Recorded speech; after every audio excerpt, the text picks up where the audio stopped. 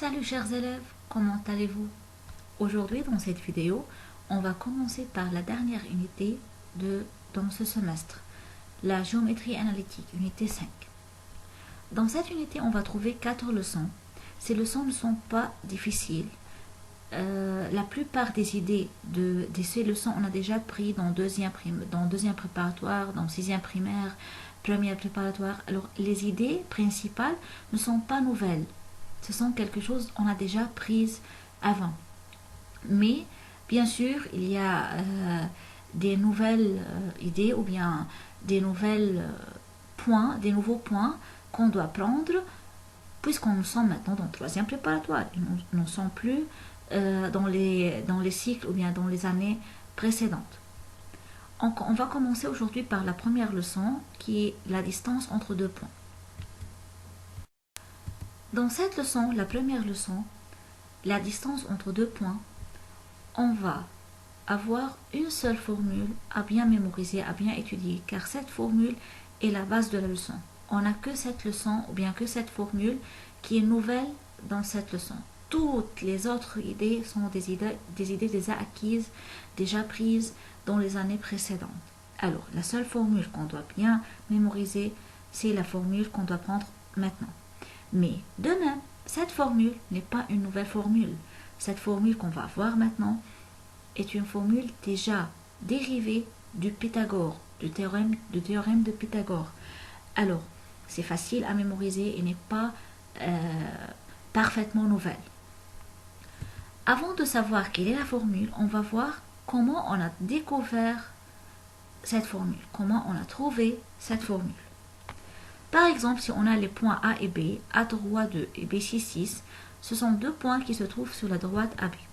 Voilà la droite AB et voilà le point A et le point B.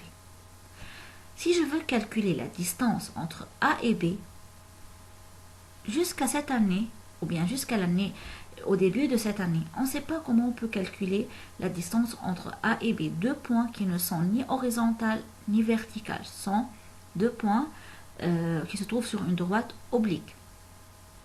Au sixième primaire, on a appris comment on peut trouver la distance ou bien la longueur entre deux points qui sont ou bien sur la même ligne horizontale ou bien sur la même ligne verticale.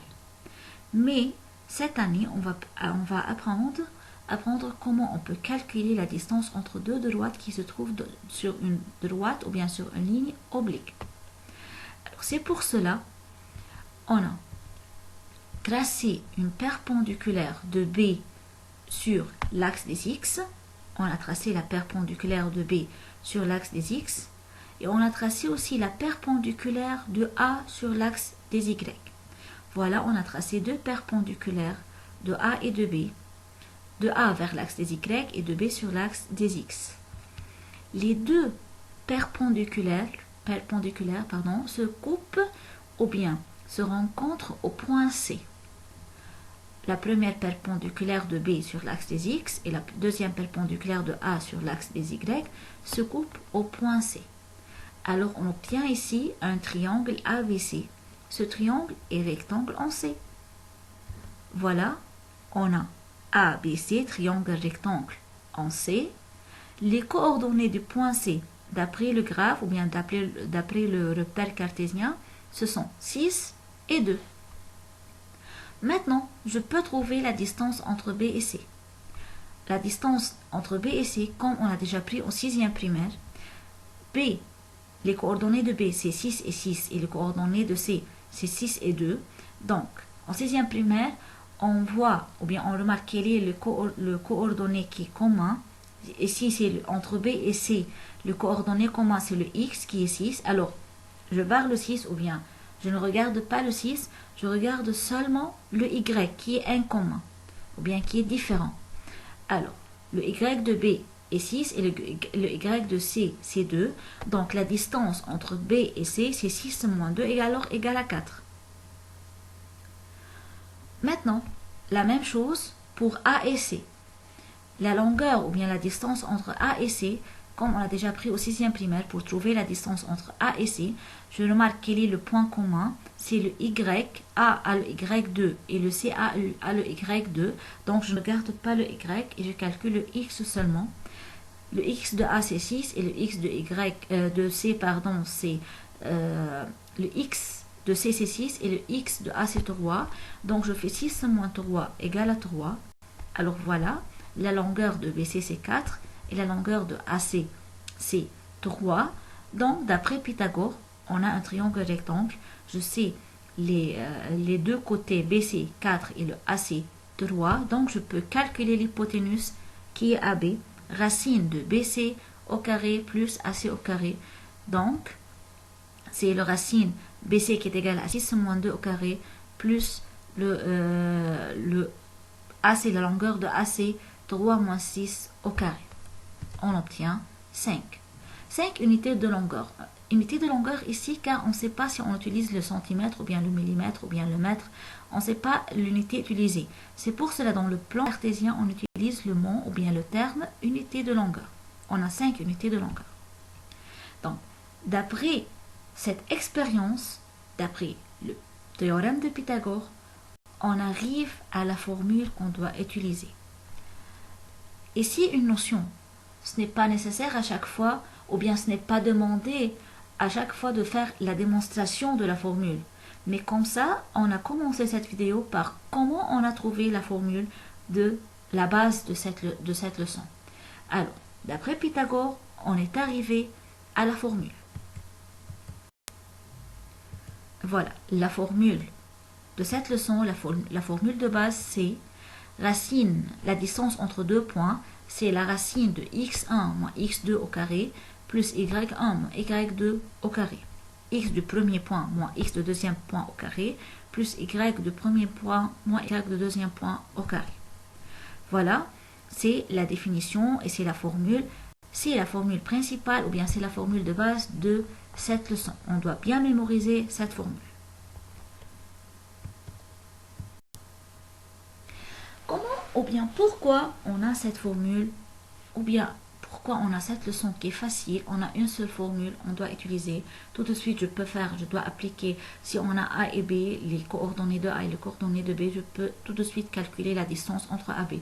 C'est une leçon très facile. Alors, pourquoi on a pris cette leçon? Nous sommes à la 3e préparatoire, nous sommes à une année qui est le passeport entre la partie ou bien le cycle préparatoire et le cycle secondaire. D'après cette année, on va quitter un cycle pour arriver à un autre cycle. Cette leçon est très facile jusqu'à maintenant. Alors, on a dit que l'unité a comme nom ou bien a comme titre la géométrie analytique. Alors, on va analyser la géométrie. On va utiliser la géométrie et on va l'analyser. Comment? Alors, on va démontrer les figures géométriques. On va démontrer les cas où on a un carré, un parallélogramme, un cercle. Comment je peux démontrer qu'on a un carré? Comment on peut démontrer qu'on a un rectangle, un parallélogramme, les points alignés? Alors, ces cas-là, comment on peut les démontrer? Par l'analyse. Comment on peut faire l'analyse? L'analyse se fait par la formule déjà prise maintenant. Comme rappel, c'est ce qu'on va dire maintenant, ce sont déjà prises de 6e primaire jusqu'à 2e préparatoire. Il n'y a pas ici des informations nouvelles. Mais on commence comme rappel. Comment on peut démontrer qu'on a un carré? Voilà, c'est un carré. Pour démontrer qu'on a un carré, on doit trouver 4 côtés égaux avec un angle droit. Si on peut trouver 4 côtés égaux avec un angle droit, donc on a un carré. On ne peut pas dire seulement 4 côtés égaux, car 4 côtés égaux seulement, c'est un losange. Alors on doit avoir 4 côtés égaux et un angle droit. Ou bien, la deuxième propriété, si on peut trouver que les diagonales de ce carré sont égales, ont la même longueur, sont perpendiculaires et se coupent en leur milieu.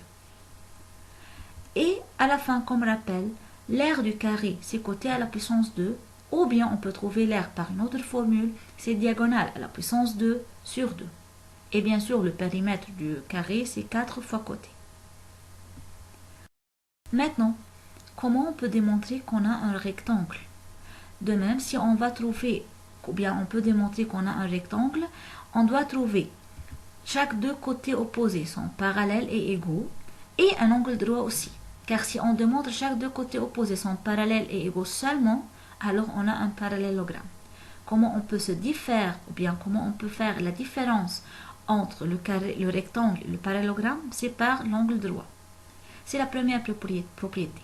Deuxième propriété, si on peut trouver tout de suite les diagonales égales et se coupent en leur milieu, donc ici on a un rectangle. Alors si on peut démontrer que AC égale BD, donc tout de suite on peut dire que c'est un rectangle.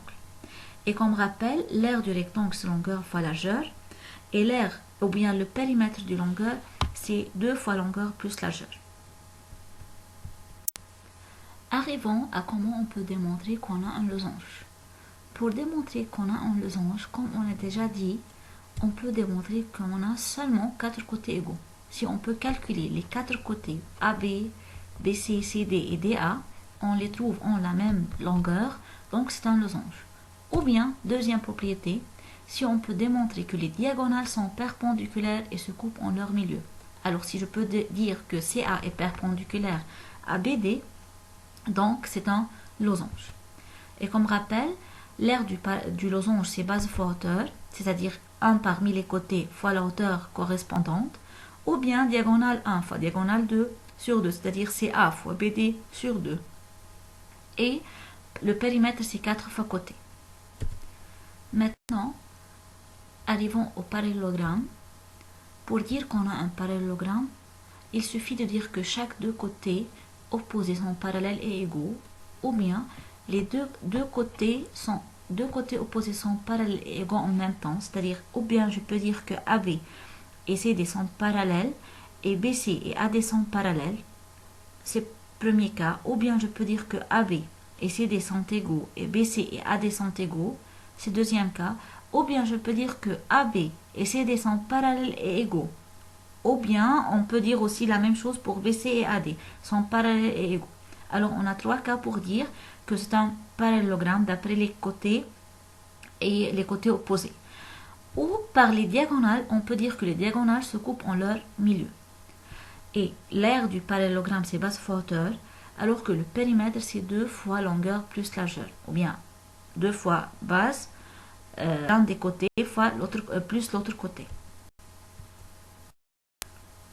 Maintenant, comment on peut démontrer qu'on a un triangle équilatéral? Dans un triangle équilatéral, les 3 côtés sont égaux. Si on peut calculer 3 côtés égaux, donc c'est un triangle équilatéral. Bien sûr, on a les angles aussi sont de la même mesure qui est égale à 60 degrés.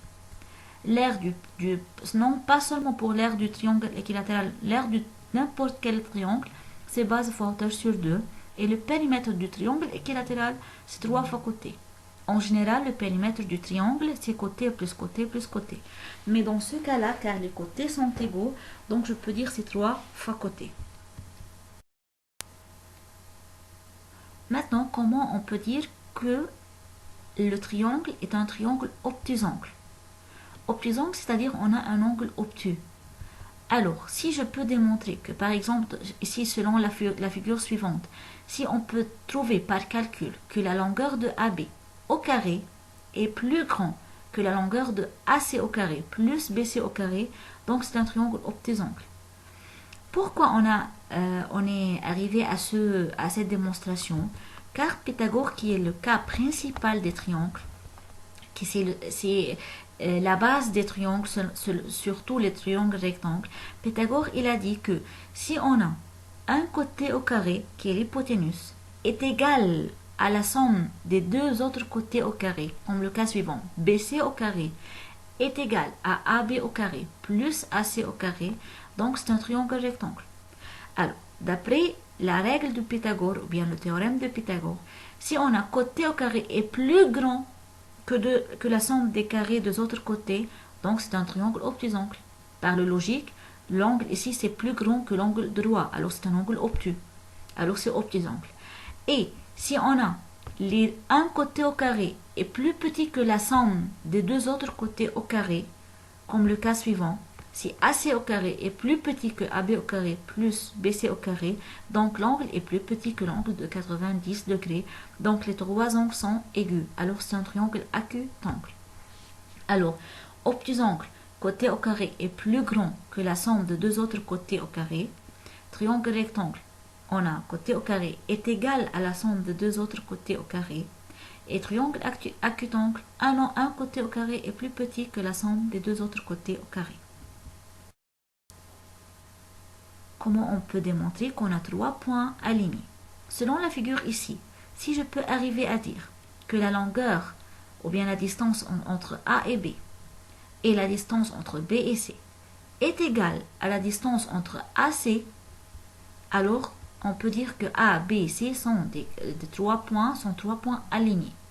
Bien sûr, si AB plus BC est égal à AC, par la logique, il y a un point commun entre AB et BC, c'est le point B, et AC, tout ce segment sont les extrémités, A et C sont les extrémités de ce segment. Donc on a AC égale AB plus ABC, alors par la logique, les trois points ici sont alignés. Donc pour dire qu'on a trois points alignés, on doit démontrer que les deux petits côtés, ou bien les deux petits segments AB plus BC égale au grand segment, ou bien au plus grand segment qui est AC. Mais ici, on n'utilise pas la puissance 2. C'est AC égale AB plus BC, non pas à la puissance 2. Et comment on peut dire qu'on a un point qui appartient à un cercle? Si un point appartient à un cercle, c'est comme on a déjà pris au 5e primaire. Si on peut démontrer que le point, ou bien la distance entre le point et le centre du cercle est égale au rayon, donc ce point-là appartient au cercle. AM égale le rayon. Et comme rappelle, l'aire du cercle, c'est pi fois rayon à la puissance 2, et le périmètre du cercle, c'est 2 fois pi fois rayon. À la fin, l'axe de symétrie, et comme on dit en français, c'est la médiatrice. L'axe de symétrie d'un segment, c'est la médiatrice, car il y a un axe de symétrie pour un angle. L'axe de symétrie pour un angle, c'est la bisectrice. Axe de symétrie d'une figure, c'est la droite qui coupe la figure en deux. Si je parle d'un segment, seulement d'un segment, alors l'axe de symétrie ici, c'est la médiatrice de ce segment. Alors la médiatrice d'un segment va être perpendiculaire au milieu. C'est la définition. La médiatrice ou bien l'axe de symétrie, c'est la droite qui passe par le milieu du segment et qui est perpendiculaire à ce segment. Comme ici la droite D qui est en bleu, cette droite est perpendiculaire à AB et passe par le milieu de AB qui est le point E. Et une autre note très importante, on a déjà pris à la deuxième préparatoire, tout point, n'importe quel point qui se trouve sur la médiatrice se trouve à une égale distance des extrémités du segment. Alors les extrémités du segment dans l'exemple suivant, c'est A et B. A et B sont les extrémités. Tout point qui se trouve sur la médiatrice comme N, I et M sont équidistants de A et B, sont à égale distance des extrémités A et B. Alors c'est une propriété de l'axe de symétrie ou bien de la médiatrice d'un segment. Voilà mes chers, comme ça on a déjà terminé la première leçon. J'espère que ce n'est pas une difficile leçon.